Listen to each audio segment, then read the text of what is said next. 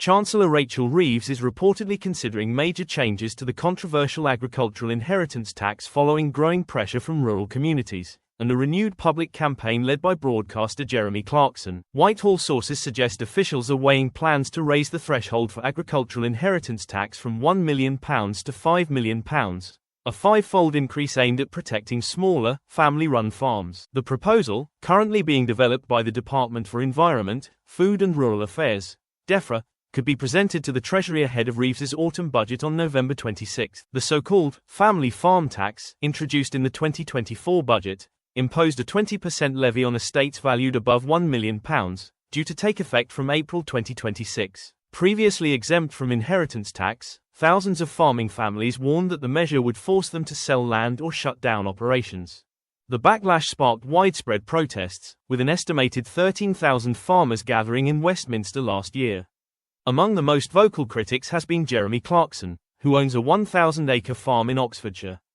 The former Top Gear presenter has accused Reeves of crippling rural Britain, dubbing the levy a tractor tax, and calling for its complete reversal. Placards branding the Prime Minister as the farmer harmer became symbols of the growing revolt. Government insiders claim the revised plan would exempt most small and medium-sized farms while removing the 50% relief for estates above £5 million. Larger agricultural holdings could therefore face the full 40% inheritance tax rate on assets exceeding that figure. Critics argue that such reforms would still punish successful agricultural enterprises, encouraging land fragmentation and reducing food production. This has caused crippling anxiety across rural Britain, said Mo Metcalfe-Fisher of the Countryside Alliance. For many farmers, the emotional toll has been immense. Richard Cornick, who runs a 200-year-old dairy farm in Gloucestershire, said he feared being unable to pass the land to his son. The stress has been unbearable.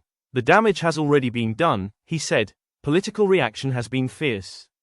Shadow Environment Secretary Victoria Atkins accused Reeves of tinkering rather than tackling the problem, urging Labour to scrap the tax entirely. Meanwhile, Treasury Minister James Murray defended the policy as a balanced reform that funds vital public services while supporting smallholders. As the political storm deepens, Clarkson has hinted at a possible move into politics, even suggesting he could challenge Ed Miliband in Doncaster North.